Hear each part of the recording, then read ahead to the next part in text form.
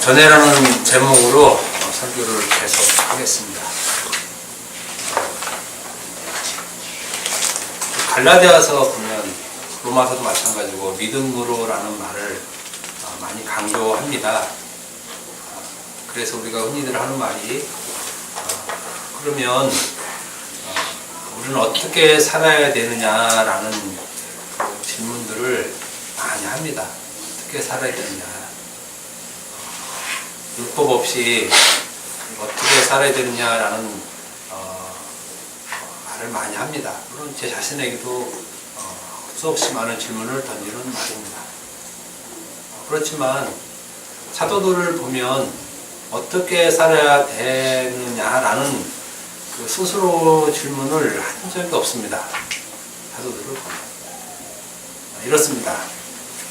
우리는 복음을 나름대로 알고 듣는다고 하는 자들입니다. 또 듣고 있다고 하는 자들. 복음을 듣는다, 알고 듣는다는 그 입장에서 있으면 우리의 모든 행위들은, 몸의 행위들은 다 죄로 인식을 합니다. 몸에서 나오는 것은 모든 것이 죄다. 네, 그건 맞는 편입니다. 근데 중요한 건 이겁니다. 행동을 하는 데 있어서 어떤 작용이 일어나냐면 몸으로 하는 모든 것은 죄다라는 것을 먼저 확정을 짓고 이제 나머지 일들을 시작하는 것입니다. 몸으로 하는 것은 모든 것은 죄다라고 이렇게 확 이제 못 박아 버려요. 그러면 몸으로 하는 모든 것은 의미가 없게 되죠.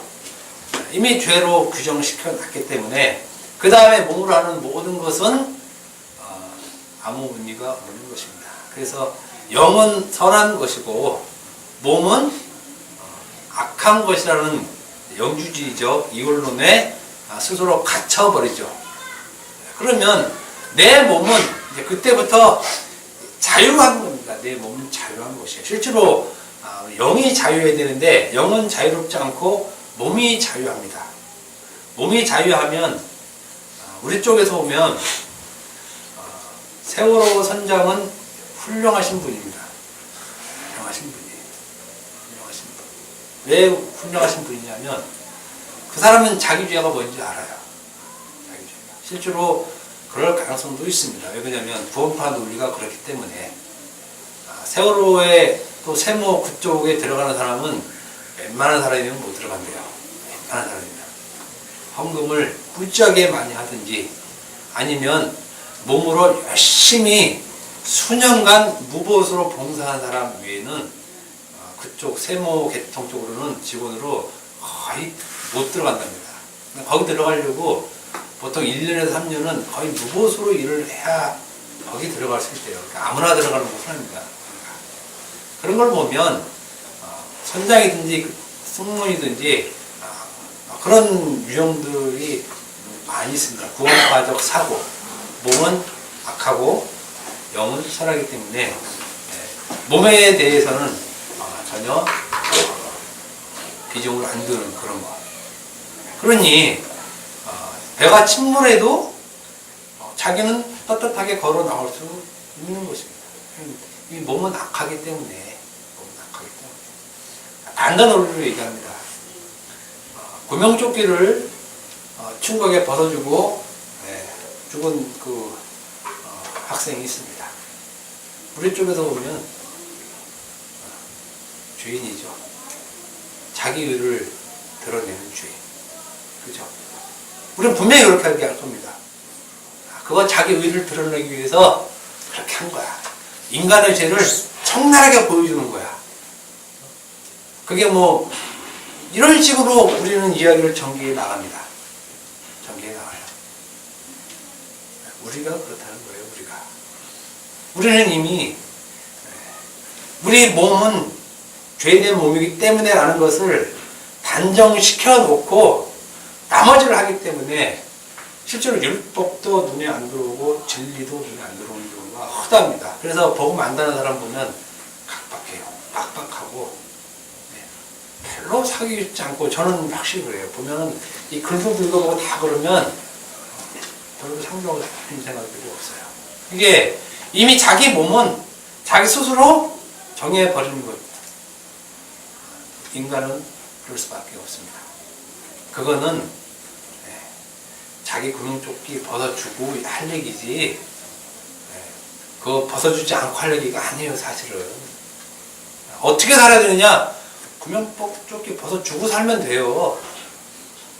있잖아요. 그리고 인간은 어쩔 수 없습니다라고 죽으면 그게 사실 복음 아는 거예요. 그러기 전에 미리 구명조끼 딱 입고 어쩔 수 없습니다. 나는 죄입니다. 나는 나만 사랑하는 자입니다. 하고 그냥 그 성장처럼 그냥 걸어 나간다니까요. 그러니까 사실 별 죄도 없어요. 여러분 알잖아요. 밥 잘 먹고 잠 잘 자고 그런 상황에서 밥 잘 먹고 잘 잔 사람 없어요. 이계통 사람 아니면 그렇게 하기 힘들어요. 근데 잘 먹고 잘 자고 별로 감정의 이복도 별로 없어요. 그러니까 나와서 그 패널을 하는 사람들이 하면 이계통은 굉장히 특이한 사람들이래요. 그러니까 이 사람들이 주가 바로 어떤 그 신앙적 사상을 가졌기 때문에 저렇게 행동하는 거지, 보통 사람들은 저렇게 행동을 못 한다는 거예요. 그거 보고서 저는 그 선장이 그렇게 하는 거 보고서 느낌이 오더라고요. 저 사람이 갖고 있는 사고는 기존의 사고랑 좀 다르구나. 자기 나름대로는 복음을 안다 그러겠죠.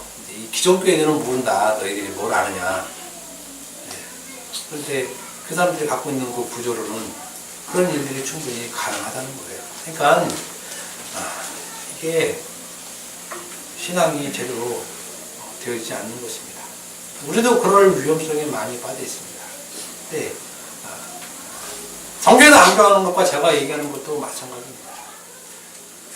말씀의 그 의미, 예수님이 하신 일의 뜻을 모르고 행하는 것은 당연히 죄입니다. 아는 것은 은혜라는 거예요. 아는 것은 은혜.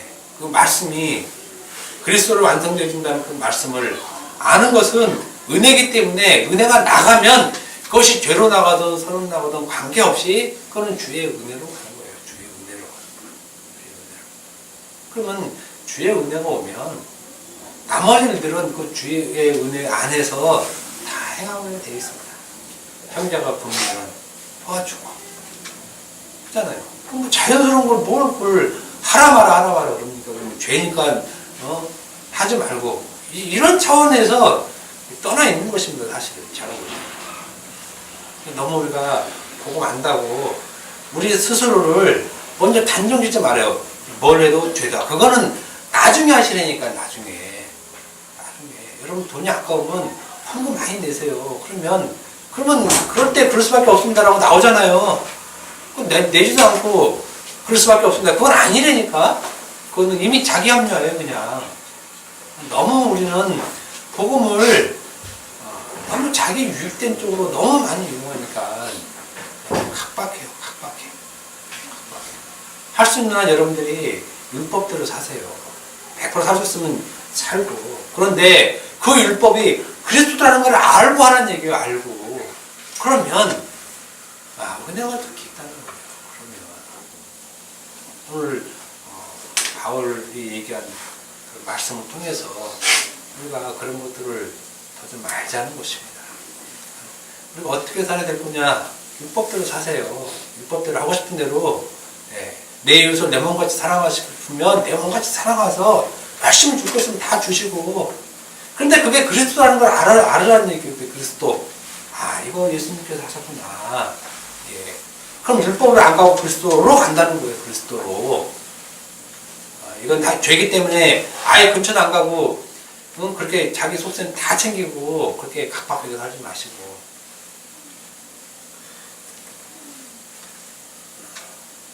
대부분 기독교인들은 전에라는 말을 예수 믿기 전을 얘기합니다. 예수 믿기 전. 그리고 중생하기 전으로 알고 있습니다. 왜 전에를 그렇게 생각하냐면 예수 믿기 전에는 하나님도 모르고 말씀도 몰랐기 때문에 내가 말씀을 지킬 필요가 없었다는 것입니다. 전에는 예수님도 모르고 하나님도 몰랐기 때문에. 그런데 이제는 예수님을 아니까, 또 하나님을 믿으니까 내가 말씀을 지키며 살겠다, 이것입니다. 그러니까 전에라고 생각할 때는 하나님도 모르고 예수님도 몰라서 말씀을 지키지 않았고, 이제는 내가 예수님을 믿었기 때문에 말씀을 물론 온전히 다 지킬 수는 없지만 최대한 지키려고 노력하고 있다라는 것으로 자기 전과 후를 말을 하는 것입니다. 많이 그렇죠. 많이 그래요. 우리와 비슷한 경우가 있습니다. 유대인들. 예수님 오시기 전에 유대인들은 하나님을 믿고 있다고 여기죠. 자기들은 선민된 자들, 예수님 오기 전에. 자기들은 철저한 하나님의 선민을 여기고 있었고, 그 하나님을 위해서는 목숨을 버릴 준비를 하고 있는 자들이었습니다. 그들에게는 선민의 증표로 율법이 있었고, 그 율법을 온전히 지킴으로 자기들이 하나님을 믿고 있다는 확실한 증거를 가지고 있었습니다. 이 부분에 대해서는 늘 얘기하지만 똑같아요. 하나님의 법이 있기 때문에 그것을 지키는 것, 이것이 예수 믿는 사람들도 또 유대인들도 같은 것으로 갖고 있었다는 것입니다. 근데 문제는 예수님께서 하나님 믿고 있다는 유대인들을 향해서 너희가 믿고 있는 그 신은 마귀라고 얘기해 버렸다는 것입니다. 너희는 하나님께 속한 자가 아니라는 것이에요. 한마디로 하나님과 관계없는 자라고 얘기합니다. 그래서 심지어 요한복음 7장 19절에는 너희 중에 율법을 지키는 자가 없도다라고 말씀을 해버리는 것입니다. 일단 자기들은 하나님을 믿고 있기 때문에 하나님께서 주신 율법을 열심히 지켜서 행해왔는데, 예수님이 하시는 말씀은 너희들 중에 율법을 지키는 자가 없다, 즉 율법을 어겼다라고 얘기를 하는 것입니다. 그러니 이 말을 듣고 있는 유대인들이 가만히 있지 않죠. 너 미쳤구나, 귀신 들렸구나 라고 얘기를 합니다. 예수님께서는 유대인들을 마치 하나님 믿기 전 사람으로 치부해 버리는 것입니다. 너희들은 하나님 믿는 것이 아니다. 그러니까는 충돌이 생기죠. 충돌이. 자기들은 하나님을 열심히 믿어서 율법을 잘 지키고 있었는데, 그러한 자기네들을 향해서 예수님이 하시는 말씀은 너희들 중에 율법을 지키는 자가 없도다, 이렇게 얘기해 버리니까 충돌이 생긴다는 말씀입니다. 오늘날 기독교인도 마찬가지죠. 열심히 말씀을 지켜 행하였는데 너희들 중에 나를 믿는 자가 없도다. 그러면 그 안에서 충돌이 자연스럽게 생기는 것입니다. 왜냐하면 우리는 하나님을 믿으니까 하나님의 말씀을 지키고 산다라고 이렇게 알고 살아왔는데, 아니라고 하니까 충돌이 생기는 것입니다. 그래서 이 충돌의 본질적인 요소가 율법. 다른 걸로 생기는 것이 아니라, 오늘날 우리도 똑같은 충돌을 경험하고 있습니다. 율법을 가진 유대인들은 예수님을 믿고 하나님 말씀을 지킨다고 하는 우리나라 공통점은 하나님의 말씀을 율법으로 알고 그것을 지켜 행하여야 그것을 하나님께서 기뻐하시는 것으로 알고 있는 것입니다. 그래서 우리는 기도할 때 하나님의 말씀을 열심히 잘 지켜서 하나님께 영광을 돌리자는 그런 기도를 우리는 많이 하죠. 근데 예수님께서는 이러한 모습을 보고 하시는 말씀이 요한복음 8장 23절에서 24절 보면, 예수께서 이르시되 너희는 아래에서 났고 나는 위에서 났으며 너는 이 세상에 속하였고 나는 이 세상에 속하지 아니하였느니라. 그러므로 내가 너희에게 말하기를 너희가 너희 죄 가운데 죽으리라 라는 말씀을 합니다. 너희가 만일 내가 그 일을 믿지 아니하면 너희 죄 가운데 죽으리라. 강조를 2번씩 합니다. 너희 죄 가운데 죽는다. 너희 죄 가운데 죽는다. 하나님의 법을 철저히 지키며 잘 행하고 있는 자들에게 하시는 말씀이 너희는 너희 죄 가운데 죽는다. 죄 가운데. 도대체 이들이 왜 죄 가운데 죽어야 하느냐 하는 것입니다. 하나님의 말씀을 잘 지키고 흠도 없이 잘 지켜왔는데 지금까지 예수님이 무엇이길래 그러한 자를 보고 죄 가운데 죽느냐라고 얘기를 하시느냐라는 것입니다. 죄 가운데 죽는다는 말은 지옥 가야 된다는 말이죠. 지옥 가야 된다는 말. 왜 말씀을 시켰는데 지옥 가느냐 하는 것입니다. 우리들도 마찬가지죠. 주일 잘 지키고 11조 잘 내고 새벽 기도 어떤 정말 신실하고 성실하게 잘 지켜왔는데 너는 그 죄 가운데 죽으시라 그러면 세상에 열 안 받은 사람이 없습니까? 다 열 받죠. 예수님께서 이들에게 그렇게 말씀하신 이유는 너희는 내가 하늘로부터 왔다는 것을 믿지 않기 때문이라고 말을 합니다. 내가 하늘로부터 온 것을 믿지 않는다. 또 내가 하늘로부터 빛으로 왔다는 것을 믿지 않기 때문에 그렇다는 것입니다. 나를 따르는 자는 생명의 빛을 얻었다고 말한 나를 믿지 않으니 너희는 그 죄 가운데 죽을 것이라는 말씀을 한 것입니다. 그 생명의 빛이 무엇입니까? 말씀이죠. 진리, 말씀. 그래서 요한복음 8장 31절에 너희가 내 말에 거하면 이라고 말을 합니다. 예수님 말이 진리잖아요. 그 진리에 거하지 않고 있으니 죄 가운데 죽는다는 것입니다. 죄 가운데.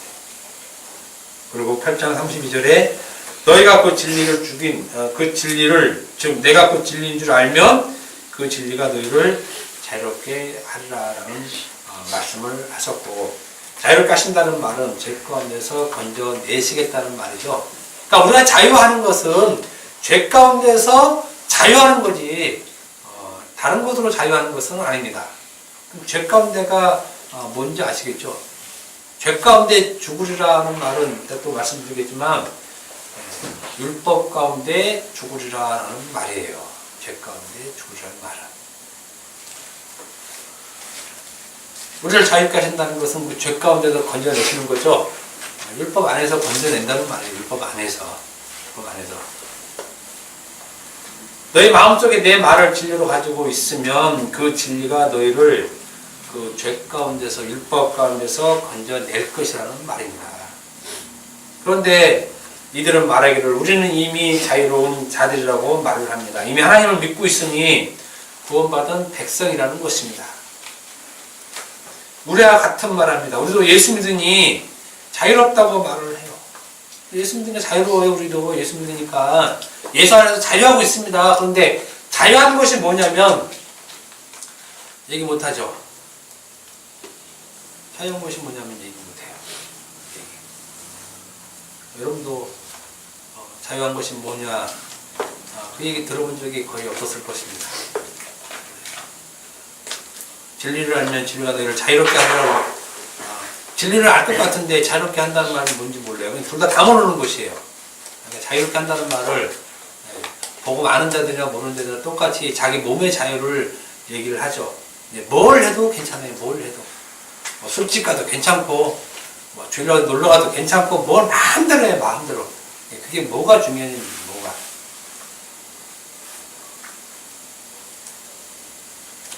이러한 이들에게 예수님께서 죄를 범하는 자마다 죄의 종이다라고 얘기를 합니다.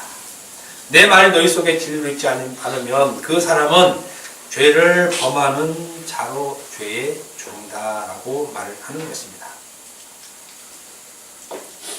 예수님의 말이 진리로 있지 않으면 죄를 범하는 자. 이게 이제 범죄자, 죄인이라고 죄인. 내가 뭐 사기치고 죄짓고 뭘 그건 당연히 죄지만 그래서 그건 당연히 형벌을 받아야죠. 당연히 감옥 가고 형량 받고 그렇지만 근본적으로 죄를 범하는 자에서 죄를 범하는 자란 진리가 있지 않고 율법을 갖고 있으면 그것이 죄를 범하는 자로 죄의 종이라는 말입니다. 그래서 여전히 죄 가운데서 죽는다 이런 말을 하는 것입니다. 예수님께서 계속 이러한 말을 하는 것은 유대인들은 자기들은 율법을 잘 지키고 있는 하나님의 자녀로 생각하고 있는 데 대한 그릇된 오해. 너희가 하나님을 잘 믿고 하나님을 잘 따르고 하나님을 잘 섬기는 것 아니다. 아니다. 그것은 아니다. 그거는 죄 가운데 거하는 거라는 거예요. 죄 가운데 거하는 것. 죄를 범하는 자. 그래서 죄의 종이다. 너희들은 말씀을 오해했다고 얘기를 하잖아요. 말씀을 오해했다고. 그래서 너희가 알고 있는 그 율법으로는 결국에는 죄의 종으로 살고 죄의 종으로 죽을 것이다 라고 말을 하는 것입니다. 나의 말을 믿어야 한다고 얘기합니다. 나의 말. 예수님의 말씀은 진리죠. 진리. 그러니까 이들과의 충돌은 무엇과의 충돌이냐면 율법과 진리와의 충돌이라고 보면 됩니다. 율법과 진리. 근데 기존 교회에서는 이것을 얘기를 못 해주니까 성도들이 하나님의 말씀을 사실 듣지를 못하는 거예요. 듣지를 못하는 거. 유대인들은 모세에게서 받은 하나님의 계명을 어떻게 하면 잘 지켜나요? 하나님께 영광 돌릴까 생각하며 그 율법에 열심입니다. 그 율법에 열심. 물론 하나님 말씀에 열심히 내는 건 나쁜 것은 아닙니다. 그렇지만 그 하나님의 말씀이 무엇이냐라는 것을 모르고 열심을 내는 것은 다 죄의 그 종 가운데, 죄 가운데 거하는 것이란 말입니다. 그런데 예수님께서 전형통하게 그 계명들은 실상 예수 자신, 나를 믿으라는 말로 하시는 것입니다. 계명을 지켜라는 말로 하시지 않으시고 내 말을 너희 속으로 갖고 있어라. 그런 나를 믿으라. 이 말로 전혀 유대인들이 갖고 있었던 생각과는 전혀 다른 말씀을 하시는 것이에요. 그 계명을 지키지 말고 나를 믿어. 이 말. 나를 믿어. 나를 믿으라는 말은 내 말의 진리라는 것을 믿으라는 말입니다. 그 진리가 바로 영생이고 길이라는 것이죠. 그리고 그 영생은 예수 그리스도를 아는 것이고요.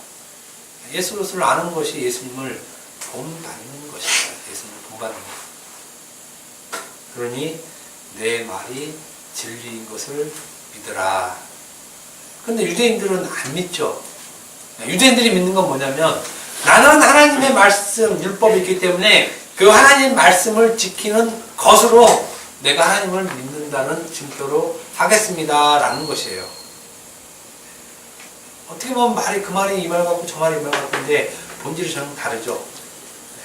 예수님께서는 너희가 지키려는 그 말씀은 내가 온전케 하는 그 말씀이고 그 말씀이 나다라고 얘기하는데 유대인들은 그 말씀은 네가 아니고 하나님께서 우리에게 지켜서 줘서 지키라고 한 말씀이다라고 알고 있는 것입니다. 근데 그렇게만 지키고 살면 죄 가운데 죽는다라고 얘기해요. 죄 가운데 죽는다. 예수님 말을 믿는 것은 율법을 계명을 행하는 것이 아닙니다. 율법과 계명을 예수님이 자기 피로 완전케 했다는 것을 믿는 것이 바로 예수님의 말을 진리로 알아듣는 것입니다.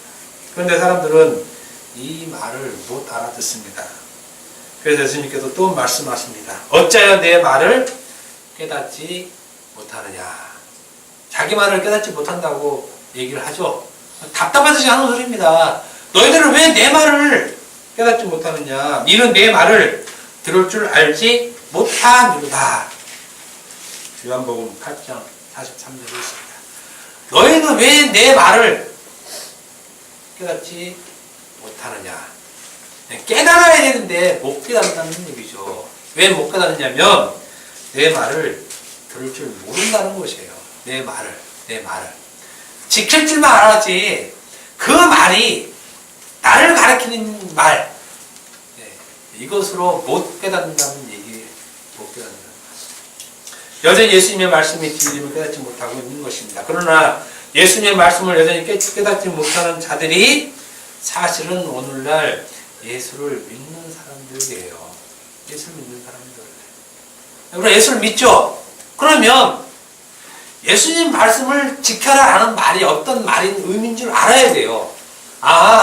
예수님 말씀을 지키라는 말씀은 예수님이 진리라는 것을 알려고 하는구나, 알으라고 하는 말씀이구나 라고 알라고 깨달아야 된다는 얘기예요.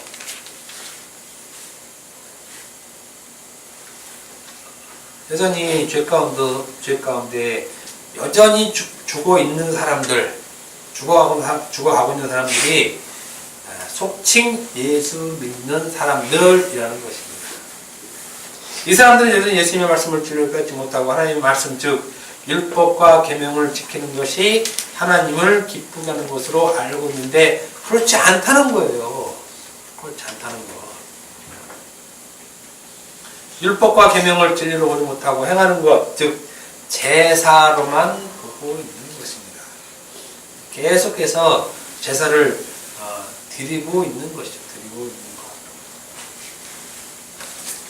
바로 이 상태에 있는 것을 에베소서 2장 1절에서 3절에 말씀했듯이 허물과 죄 가운데 죽어 있다라고 얘기를 합니다.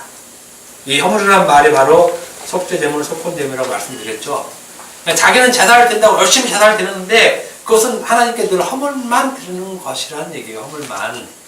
자기는 열심히 하나님 말씀을 지킨다고 지키는데 그 지키는 것이 허물만 드리는 경우가 되는 겁니다. 왜 그러냐면 속죄제와 속건제 거기에 드리는 제물의 의미를 모르기 때문에 제물의 의미 그 피를 보라는 거지 드리라는 게 아니잖아요. 드리라는 게 그러니까는 만만의 뭐 염소, 소, 뭐 천천 뭐 이런 거 이게 드려도 하나님이 안 좋아하신다고 얘기를 하잖아요.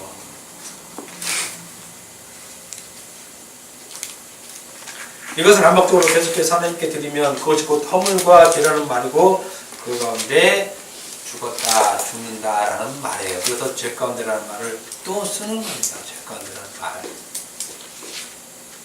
즉 율법의 저주 아래 율법에 종노하고 있는 상태가 바로 허물과 죄로 죽어 있는 것입니다. 계속 율법만 지키고 있는 상태, 율법만 지키고 있는 상태, 예수님의 말을 깨닫지 못하고 율법만 지키고 있는 상태, 그 상태가 허물과 죄로 죽어 있다. 너희는 죄 가운데 죽으리라. 같은 말이에요. 같은 말. 성경을 자세히 보면 예수님이 한 말을 바울이 이렇게 인용을 많이 하고 있어요. 근데 우리가 그거를 아직 눈이 어두워서 그걸 못 보고 있는 거죠. 그래서 갈라디아서 3장 12절에 율법은 믿음에서 난 것이 아니니 율법을 행하는 자는 그 가운데 살리라 했느니라 라고 말한 것입니다. 율법을 행하는 자는 그 가운데 살아라 이거죠. 그 가운데 살아라는 말은 무슨 말입니까? 죽으라는 얘기예요. 그 가운데 죽으라는 얘기. 왜? 율법은 믿음에서 난 것이 아니기 때문에 그래요. 아니기 때문에. 그런데 우리는 율법에서 하나님의 말씀을 지키고 살면 그게 정말 하나님의 백성으로 살고 있는 것 같은데 그럼 그렇게 살아라는 얘기예요. 그런데 알아야 될 것은 그것은 믿음에서 난 것이 아니라는 거예요. 그것은. 이 말은 율법을 행하는 자는 죄 가운데 죽으리라는 말입니다. 그리고 바울이 이것을 에베소서 2장 2절에서 3절에 그 가운데로 얘기를 하는 것입니다. 죄 가운데, 그 가운데 다 같은 말이에요. 다 같은 말. 죄 가운데, 그 가운데 행하는 것이 무엇입니까? 육체의 욕심을 따라 육체와 마음에 원하는 것을 하는 율법 행위를 말하는 것이에요. 네, 율법의 욕심, 또 육체의 욕심, 또 육체와 마음에 원하는 것, 그러니까 우리가 뭐 세상을 쫓아서, 세상의 부경을 쫓아서, 이걸 얘기하는 것이 아니라는 얘기예요. 아니라는 거. 본질적으로 이걸 얘기하는 것이 아니라는 것입니다. 그래서 성경을, 그래서 진리로 보면 다 이것이 율법과 관계되어 있는 말로 보는데 행하는 것을 보면 세상 것으로 얘기해요. 우리가 알고 있는 세상 것. 돈을 쫓지 말고, 출세를 쫓지 말고, 육체 욕심 쫓지 말아라. 이렇게. 그러니까 또 우리는 그렇게 생각하죠.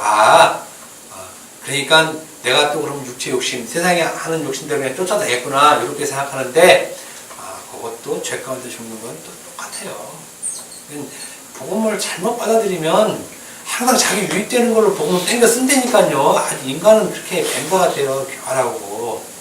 즉 은혜를 말하고 있는데 그 은혜를 자기 것으로 또 다르게 취하고 산다니까요. 그건 아니라는 얘기입니다.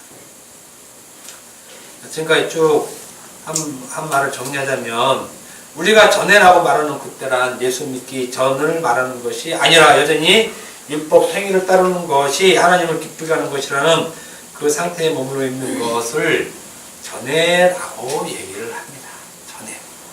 그러니까 지금 내가 예수 믿었다 안 믿었다를 논하지 말고, 예, 그런 논하지 말고, 그건 이제 자기는 논할 수 있어요. 자기 스스로는. 성경을 보면서 그걸 논하지 말고, 아, 바울이 언제를 전에라고 얘기했는지에 맞추면 돼요. 이때는 예수님의 그 진리의 말씀이 없는 상태라는 것입니다. 그래서 율법을 그리스도께서 완성하신, 완전케 하신 진리로 보지 못하고 있는, 그래서 모든 말씀을 다 행위로만 보는 것을 전에라고 말을 하고 있는 것입니다. 진리가 그 속에 없을 때 율법을 따라가는 그 행위. 그러니까 전에라는 말은 우리가 일상적으로 생각할 때를 얘기하는 것이 아니고, 또 보편적으로 예수 믿기 전에 얘기하는 것이 아니라 예수님의 그 말을 진리로 보지 못하는 상태. 그러면 그것을 전에라고 얘기할 수 있는 것입니다. 그래서 진리가 그 마음속에 있느냐 없느냐로 전과 후를 나눌 수 있는 것입니다. 한동안, 또 지금도 그럴 수 있겠지만, 중생했느냐 안 했느냐로 말이 많아요. 어떻게 얘기하라고 중생했느냐 안 했는지. 그냥 내가 중생했으면 한 거고 안 했으면 안 한 거고 이러면 되는데, 그래서 사실 이런 것은 말씀을 보는 것, 어떻게 보느냐에 따라서 사실은 결정이 난다고 보면 되는 것입니다. 그래서 진리가 있느냐 없느냐, 진리가 없는 상태를 전이라고 상태라고 얘기를 하면, 그러면 한번 어떤 상태가 진리가 없는 상태냐라는 것을 저번주에 갈라디아서 5장 19절 이하로 말씀드렸는데, 그 말씀을 어떤 시각으로 보고 있느냐, 여기에 의해서 진리가 진리로 있고 거꾸로 제가 한번 말씀을 드려보겠습니다. 물론 우리 스스로가 나는 진리가 있는 자라고 단정해서 말하기는 어렵습니다. 그건 주께의 사실이. 내가 생각할 때 주께서 은혜를 주셨구나, 그렇게 생각하면 제일 사실 아름다운 일입니다. 아직은 주께서 나에게 은혜를 주시고 있는 것이구나. 나는 진리가 있으니까 나는 구원받은 자, 나는 천국받은 자, 이렇게 생각할 필요가 전혀 없습니다. 없어요. 뭐 구원의 확신 갖는 건 대단하다고 생각하지만 그건 자기 확신이에요. 자기 확신. 은혜를 주면 그 은혜를 받으면 돼요. 이게 은혜구나. 뭐 구원받고 안 받고가 뭐가 중요합니까? 그건 자기 확신이지.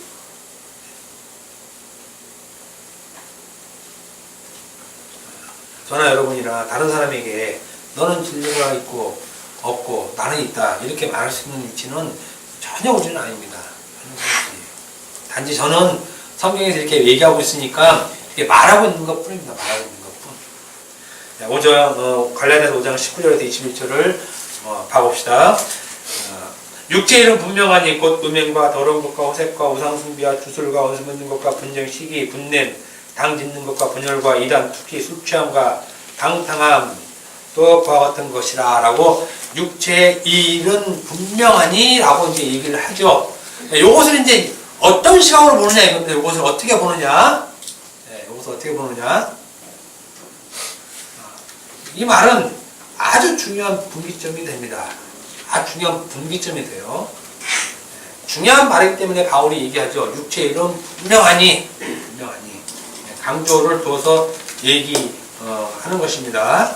그래서 자기가 육체의 일은 분명한 것을 말해 주겠다는 것입니다. 그러니까 잘 보라는 거예요. 요것은 육체의 일이라는 거예요. 육체의 일. 그럼 우리는 생각하기에 육체의 일 하면 우리는 알잖아요. 그냥 일상적으로 육체의 일 하면 그냥 말씀 안 지키고 눈살로 가서 술 진탕 먹고 여기 있고 막 노는 거, 육체의 일이잖아요. 우리가 생각하는 거, 이런 것들. 그게 근데 그게 무슨 분명하다고 얘기합니까? 얘기 안 해도 분명해요. 세상 일은 분명하게 얘기 안 해도 그냥 분명해요. 눈에 확 띄어. 그냥. 그잖아요. 웬만한 건 눈에 다 들어오죠. 다 들어옵니다. 근데 바울은, 육체의 일은 분명하다고, 다른 각도로 얘기해주는 뉘앙스로 우리가 충분히 알 수 있겠죠. 육체의 일은 이런 것이다, 이것이다 라고 얘기합니다. 육체의 일은 이것이다. 육체의 일은 이것이다. 즉 육체의 일은 음행이다 라고 얘기해서 육체의 일은 음행이다. 그러니까 지금 육체의 일은 음행이다. 그러니까 음행은 육체의 일을 얘기하는 겁니다. 육체의 일. 그래서 그 다음에 육체의 일은 더러운 것이다. 육체의 일은 호색이다. 육체의 일은 우상숭배, 주술, 원수 맺는 것, 분쟁, 시기, 분냄, 당짓는 것, 분열하는 것, 이단, 투기, 술취함, 방탕. 요것이 육체의 일이라는 것입니다. 육체의 일. 분명하다는 것입니다. 이것이 분명하다는 거. 근데 우리는 이런 걸 보면서 우리가 갖고 있는 생각으로 하면 안 돼요. 시기하고, 요거 남들이 잘 되는 건 배가 아파. 시기하는 거잖아요. 남들 잘 되는 거 보니까 배가 아파. 그러니까 나는 시기해. 이게 육체의 일이구나. 이건 분명한 거 아니에요? 이거는 그냥 당연한 거지. 그죠? 그래서 지금 성경은 그 얘기 하는 거 아니잖아요. 또, 여기 분내는 거다. 분내입니다. 그러니까, 누가 뭐 건드기만 하면 막 악다고 쓰고 바락바락하고, 욱욱거리고, 이거 성질이 막 수시로 나와. 이게 육체의 일이구나. 요거는 분명한 거 아니에요. 이거 당연한 거지, 그냥. 육체의 일. 그러니까 지금 바울이 그런 거 얘기하는 거 아니잖아요. 그런 거 얘기하는 거. 육체의 일은 그러지만 음행 그래서 쭉 내려가서 방탕합니다라고 육체의 일을 확 못 박아놔요. 분명하게 여기 육체의 일이다라고 확 못 박아 놓는 것입니다. 그러니까 지금 요거를 어떻게 보느냐, 요것을 어떻게 보느냐, 전의 사람은 요거를 제가 얘기하는 걸로 보는 거예요. 하는 거. 술 취함 그러니까 술 먹고 진탕 막 코가 삐뚤어지게 돌아가고 이게 지금 집이 어딘지 지금 뭐 전봇대를 붙고 있는데 이게 지금 술 취한 것이 아니라는 거예요. 육체의 일이 아니라는 것이에요. 이게. 그리고 방탕함도 마찬가지고요. 다시 한번 얘기하지만 요거는 우리가 볼 땐 육체의 일이에요. 분명한 거. 그거 갖고 요건 아니다 이런 말 하는 거 아니고 성경에서 얘기하는 것은 그것이 아니다를 지금 얘기하는 것이에요. 요 지점에서 요거를 대표적으로 제가 얘기하는 겁니다. 대표적으로 요것을 그리스도 예수의 사람 믿냐 아니냐를 사실은 결정하는 중요한 분기점이 되는 것입니다. 그래서 갈라디아서 5장 24절이요? 24절 보면은 이런 말 있죠. 그리스도 예수의 사람들은 이렇게 나오잖아요. 그리스도 예수의 사람들은 육체와 함께 그 정욕과 탐심을 십자가에 못 박았다라고 육체의 일은 분명하니 해놓고 요걸 결론으로 요 부분을 얘기한단 말입니다. 그리스도 예수의 사람들은 이렇게 육체와 함께. 그러니까 이제 육체와 함께 못 박았다 그랬으니까 내가 막 시기하고 막 누구랑 싸우려고 하고 막 술 먹고 이런 거 다 끊고 내 육체는 예수님과 함께 십자가 못 박았으니까 나는 이렇게 안 살래. 그리고 그 십자가 자기 스스로를 마음으로 딱 먹죠. 이렇게 다시 이렇게 안 할래. 그런데 요게 쉽지 않죠. 그 다음 주 되면 또 박아야 돼. 바꿔. 또 박고. 십자가 못 박으면 끝이잖아요, 그게. 그죠? 맨날 매주 박아야 돼? 그건 박는 게 아니지, 그냥. 그건 아니라는 거예요. 이건 그런 얘기 하는 게 이게 아니라는 거예요, 이거는. 그런 얘기 하는 게. 근데 요것을 육체를 보면 마음이 괴롭죠. 물론 괴로워하는 건 당연하고. 술 먹고 그렇게 안 살아야 되는데 술 먹고 사니까 교회 와서 또 막 회개하잖아요. 하나님 용서해 주옵소서, 불쌍해 주옵소서 막. 근데 또 이제 그 다음 또 대원 또 그러니까 가정한 것이라는 얘기예요. 가정한 거 한두 번이지. 아무튼 요걸 어떻게 보냈다 해서 갈림길에 있는 것입니다. 여러분 스스로 한번 생각해 보라는 얘기예요. 여러분이 지금 만약에 이 육체의 일이라는 이런 것을 그 바닥에 지금 깔고 있다고 생각 한번 해보세요. 제가 최대한 쉽게 얘기하려고 애를 쓰는데 잘 될지 모르겠지만 육체의 일 있죠. 육체의 일이 이게 음행, 더러움, 호색 이걸 여러분들이 이렇게 지금 발 밑바닥에 지금 쭉 있어요. 이런 일들이. 그러면 여기서 보통 어떤 반응이 일어나냐면 이제 깔고 있는 상태에서 이제 말을 듣는 것입니다. 육체의 일은 분명하니 음행부터 쭉 해서 방탕합니다. 이 말을 들어요. 이 말을 들으면 어떤 현상이 일어나냐면 첫 번째로 육체의 일은 음행이니 라고 말하잖아요. 제가 이제 얘기합니다. 육체의 일은 분명하니 음행이다 라고 얘기하면 이걸 어떻게 받아들이냐면 첫 번째로 그럼 음행하지 말아야지로 반응합니다. 그죠? 지금 여러분들 밑에는 다 음행부터 방탕까지 쭉 지금 밟고 있는 상태예요. 여기서 제가 설교를 합니다. 또 바울이 얘기를 합니다. 육체의 일은 분명합니다. 그건 음행입니다 라고 얘기를 하면 그래? 그럼 내가 음행하지 말아야지 라고 첫 번째 반응이 나온 사람들이 있다는 거예요. 그렇게 하지 말아야지. 근데 대부분 사실은 이렇죠. 육체의 일은 음행이라고 말했으니 나는 그렇게 하지 않겠다. 음란한 생각, 사고, 행동하지 않고 내 몸을 거룩한 상태로 유지해 나가겠다. 그래서 이런 것을 보고 성화라고 얘기합니다. 성화. 나머지 모든 항목 다 똑같습니다. 다 똑같아요. 이제 제가 대표적으로 그냥 음행이라는 것만 하나 꼭 얘기를 하는 것입니다.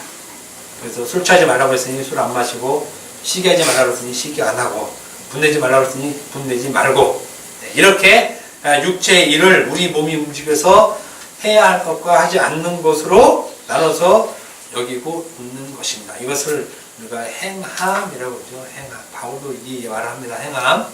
네. 그러니까 육체의 일이라는 이 자리에서 출발해서 행함으로 옮겨가는 것이에요. 옮겨가는 거. 해야 할 것과 하지 말아야 할 것을 구분해서 자기가 옮겨가는 것. 이렇게 반응하는 사람들이 있고, 이렇게. 두 번째는 육체의 일, 그 자체를 음행으로 알고 있는 것입니다. 육체의 일 자체가 음행을 알고 있는 것이에요. 육체의 일 자체가. 여러분이 또 제가 서 있는 그 자리가 바로 음행하는 자리라는 거예요. 음행하는 자리. 그러니까 이미 우리는 음행한 상태에 있죠. 음행한 상태에 있는 것이 음행하지 않는 상태로 가려고 하는 것이 아니라는 거예요. 이것이 육체의 일은 분명히 얘기하죠. 육체의 일은 분명히 말하는데 음행이다라고 얘기하잖아요. 육체의 일은 음행이다. 그죠? 그러니까는 육체의 일 그 자체가 음행이라는 거예요. 육체의 일 그 자체가. 그런데 이것을 하지 말자라고 하면 자기는 지금 음행 안 하고 있는 상태에 있죠. 음행 안 하고 있는 상태. 그러니까 음행하지 말아야지로 가잖아요. 그리고 음행하면 이제 몸에 어디 뭐 누구 음란한 생각을 했다든지 어디 가면 이렇게 했으니까 이제 회개해야 되잖아요. 내가 하나님 용서해 주옵소서. 이렇게. 요게 허물이라는 얘기예요. 이게 허물. 자기는 회개한다고 하지만 그거 허물만 드리는 거라는 얘기예요. 허물만. 자기가 지금 이미 음행한 상태에 있다니까요. 왜? 육체의 일을 가지고 있기 때문에.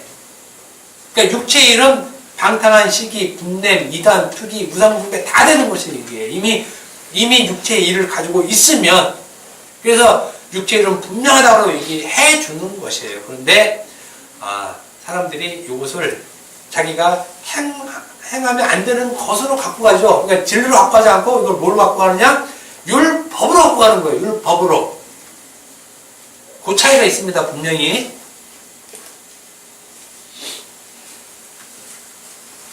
첫 번째 육체의 일은 행하는 것을 여겨서 음행하지 말아야지 하며 세상에 음란한 것들을 하지 않는 생활을 함으로써 자기가 육체의 일을 하지 않겠다고, 안 한 사람은 안 했다고 얘기를 하는 것이고, 두 번째는 육체의 일 그 자체가 음행이니 자기의 그 처지를 긍휼히 여겨달라는 은혜를 구할 것으로 여기고 있는 것입니다.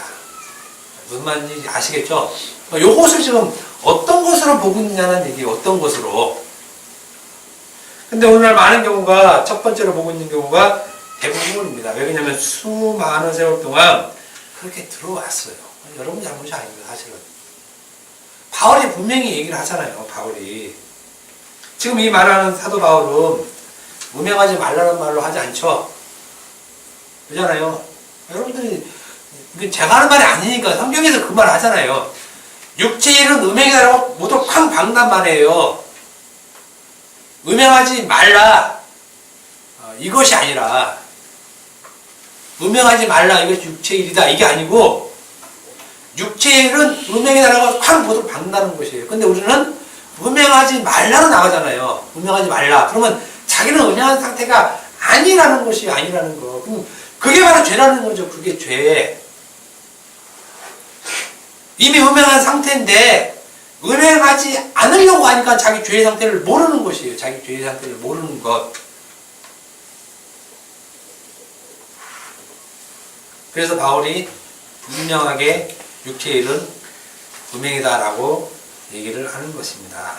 음행이 바로 육체의 일이라는 말입니다. 그러면 좀만 더 할게요. 우리는 당연히 그럼 육체의 일이 무엇인가를 알아야 되겠죠. 그러니까 성경은 이제 이렇게 보자는 것이에요. 이렇게 육체의 일을 단지 불교 다니는 사람도 유교에 있는 사람도 천부교, 천도교, 기타 다 아는 그런 육체의 일을 얘기하는 것이 아닌 것으로 알아야지. 이것을 모르고 육체의 일은 음행이니 음행하지 말라. 너희가 음행하면 하나님의 진노가 오고 하나님 나라를 묘를 받지 못한다. 그래 너희 몸을 거룩히 하라. 라고 얘기하면 성경을 완전히 잘못 보고 있다는 것이에요. 이거는. 그런데 지금까지 이렇게 들어왔어요. 그러니 성경을 똑바로 얘기해도 이해가 안 되는 거예요. 인정도 안 되고. 이럴 것 같으면 바울이 음행하지 말라, 술 취하지 말라, 방탕하지 말라, 독주하지 말라 막 계명으로 다 얘기했을 것이에요. 계명으로. 근데 그렇게 얘기 않고 육체의 일은 음행이다라고 딱 결론 짓는 거라니까. 이건 결론 짓는 얘기예요. 결론 짓는 것. 마치 유대인들이 장로들의 전통적인 말만 들은 것처럼, 그래서 예수님을 배척한 것처럼 우리들도 옛날처럼 기존교회 목사가 잘못된 설교를 쭉 해온 것들만 들어왔으니 이런 말씀이 잘 귀에 안 들어오는 것입니다. 정확하게 이렇게 얘기를 해도 이 분기점이라는 얘기예요. 이거를. 그러니 성경을 똑바로 보자는 것입니다. 똑바로. 이렇게 설교 안 할 것 같으면 그냥 육체 이름 분명하니 여러분 음행하면 안 됩니다. 음행하면 분명히 써있죠. 하나님 나라를 유혹으로 받지 못한다 그랬으니까. 이렇게 나가면 이건 그냥 논하는 것입니다. 설교가. 뭘 준비할 필요가 뭐 있어요. 그냥 아침에 와서 그냥 피면 되는 거지. 이거 피면 되는 거지. 근데 바울이 겨우 그 정도 얘기하려고 이걸 이렇게 이렇게 쓰면서 가진 고난을 다 당하고 그런 일을 겪었겠습니까? 그냥 보통 일반 사람 생각해도 그건 아니죠. 똑바로 보지 못하니까 육체의 일을 몸의 행실로 외적인 행동으로 보는 것입니다. 그래서 음행 안 하면 하나님 말씀을 지킨 것을 알고 음행하면 죄를 짓는 것으로 아는 것입니다. 물론 우리는 당연히 몸의 행실도 하지 말아야죠. 절대로. 하지 못하는 말 0.1%도 아닙니다. 하면 그냥 혀껴먹고 죽는 한에서도 안 할 수만 있으면 다 안 해야죠. 안 할 수만 있으면 다 안 해야죠. 그럼 바울이 말하는 육체의 일이란 무엇을 말하는지 갈라디아서 5장 16절 보겠습니다. 내가 이르노니 너희는 성령을 따라 행하라. 그래야면 육체의 욕심을 이루지 아니하리라 라는 말 나오죠. 육체의 욕심을 이루지 않는다는 것. 요것도 우리가 또 이렇게 생각합니다. 성령께서 나를 인도하시면 내가 육체의 욕심, 즉 음행 안 하고 더러운 것 안 하고 호색 안 하고 무상숭배 안 하고 이렇게 하는 거예요. 그럼 또 성경을 잘못 보고 있는 거예요. 육체의 소욕은 이게 육체의 욕심입니다. 사실 소욕이라는 말은 없어요. 원문에는 육체는 이렇게만 나옵니다. 근데 앞에만 육체의 욕심을 썼기 때문에 그냥 받아서 쓴 거를 또 육체의 소욕이라고 해서 육체의 욕심이라고 쓰면 좀 나을 텐데, 육체의 욕심은 성령을 거스르고 성령은 육체의 욕심을 거스르나니 이 둘이 서로 대적함으로 너희가 원하는 것, 즉 성령을 따라 행하는 것을 하지 못하게 하려 함이라. 그러나 이 말 또 생략되어 있습니다. 그러나 너희가 만일 성령의 인도를 받게 되면, 그러죠? 성령의 인도를 받게 되면 율법 아래 있지 아니하리라 그러죠. 육체 욕심 아래 있지 않는다는 겁니다. 육체 욕심 아래. 율법 아래, 육체 욕심 아래 같은 말이에요. 그러니까 성령의 인도를 받게 되면, 성령의 인도는 뭡니까? 진리를 알게 해주시는 거죠. 성령을 진리의 영, 그리스도의 영이라고 하잖아요. 그러니까 너희가 원하는 것을 하지 못하게 하라면, 너희가 원하는 것이란 말은 율법으로의 행함을 얘기하는 거예요. 율법으로의 행함. 19절, 이제 이 육체의 일은 분명하니 하고 말을 하는 것입니다. 이 육체의 일은 율법 아래에 있는 육체의 욕심이라는 것입니다. 육체의 욕심. 그러면 육체의 욕심은 무엇을 얘기하느냐? 갈라디아서 5장 4절 보면 육체의 일은 육체의 욕심이고, 육체의 욕심은 무엇을 말하냐고 하면 갈라디아서 5장 4절, 율법 안에서 의롭다함을 얻으려고 하는 것. 율법 안에서 의롭다함을 얻으려고 하는 것. 그래서 5장 4절에 율법 안에서 의롭다함을 얻으려고 하는 너희는 그리스도에게 끊어지고 은혜에서 떨어진 자로다. 하나님 나라를 욕으로 못 받을 자다. 이 얘기하는 거죠. 이 얘기. 그래서 육체의 욕심은 율법 행위를 통해서 율법 안에서 의롭다함을 얻으려고 하는 것을 말합니다. 이러니까 하나님 나라를 욕으로 못 받는다라고 얘기를 하는 것이에요. 이러니까 하나님 나라를 욕으로 못 받는다라고 하는 거지, 몸의 행실 때문에 못 받는다라고 얘기하는 것이 아니라는 것이에요. 이것이 바로 육체의 일, 육체의 일. 이것을 압축해서 하는 말인데 육체의 일이라고 표현한 것이고, 그리고 이 육체의 일, 율법 행위를 통해서 율법 안에서 의롭다함을 얻으려고 하는 이러한 육체의 일을 다양하게 표현한 것이 음행으로부터 시작해서 방탕함으로 얘기하는 것이에요. 육체의 일을 다양하게 얘기해 주는 거예요. 다양하게 일상생활에 일어나는 이런 일의 용어를 빌려서서 다양하게 설명해 주는 말이에요. 육체의 일을 설명해 주는 말. 아시겠죠? 그래서 이 육체의 일은 음행이다, 방탕함이다, 술취함이다 라고 얘기를 하는 것입니다. 하는 것이에요. 자, 이 말의 뜻을 알고 우리가 음행하지 말자 그러면 괜찮아요. 음행하지 말자. 율법으로 의롭다함을 얻으려고 하면 안 되는구나. 이 말이에요. 율법으로 하나님께 나의 의로움을 인정받으려고 하면 안 되는구나. 왜냐하면 그 음행이니까. 그러면 내가 그렇게 하지 말아야지 라는 말은 가능하다는 것이에요. 가능하다는 거. 내가 율법을 통해서 나의 의로움을 하나님 앞에 증명해 내려고 하는구나. 이게 술 취함이구나. 그럼 술 취하지 말아야지. 이렇게 하면 된다는 거예요. 이렇게 하면. 그래 놓고, 그러면 내는 또 술 좀 먹어야 되지. 이러면 또 안 된다는 거예요. 이게 또, 그렇게 하지 말라는 얘기. 지금 바울은 지금 그런 얘기 하는 게 아니란 얘기예요. 그러니까 육체의 기회로 삼지 말라는 건 이게 진짜 육체의 기회로.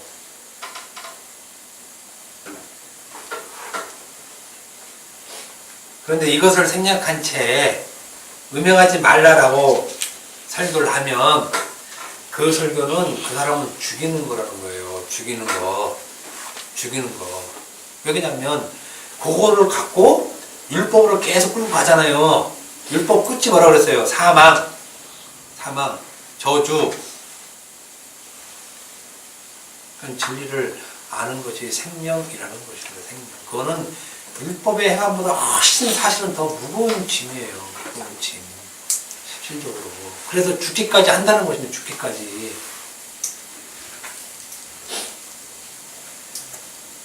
그래서 이런 자들은 하나님 나라를 상속 못 받는다. 하나님 나라를 들어가지 못한다. 라고 얘기를 하고 있는 것입니다. 왜 그러냐면 저주 아래에 있기 때문에. 저주 아래에 있기 때문에. 여전히 육체의 일에 속했기 때문에 그렇다는 것입니다. 무명하고 술취하고 방탕해서가 아니라는 것입니다. 반면에 갈라디아서 5장 24절에 그리스도 예수의 사람들은 육체와 함께 그 정욕과 탐심을 십자가에 못 박았다고 말을 하는 것입니다. 다시 말씀드리면 이제 이 말 또 빠졌죠. 이제 그리스도 예수의 사람들은 그 정욕들과 그 욕망들과 함께 육체를 십자가에 못 박았다고 말을 하는 것입니다. 이게 다 육체의 일, 육체의 욕심을 얘기하는 거죠. 네. 요것을 십자가에 못 박았다라는 것입니다. 그리스도께서 못 박히셔 죽은 일을 얘기하는 것이죠. 그래서 너희를 그 율법의 저주 아래서 해방시켰기 때문에 하나님 나라를 상속받는 것입니다. 즉 육체 욕심들을 십자가에 못 박았다는 것입니다. 그리스도의 은혜로 말입니다. 이것 때문에 우리는 하나님 나라를 상속받는 것입니다. 이제 여러분들은 어디에 속했는지 한번 속으로 판단해 보시면 이제 돼요. 바울이 분명히 이렇게 얘기하기 때문에 내가 여전히 전에 있었는지 아닌지 말입니다. 전에란 여전히 율법 아래 육체 욕심을 따라 그 율법 행위를 통해서 그렇게 되는 것으로 알고 있을 그때, 그래서 진리가 그 속에 없을 때를 얘기하는 것입니다. 그래서 여러분들이 예수를 믿는다면 고백하잖아요.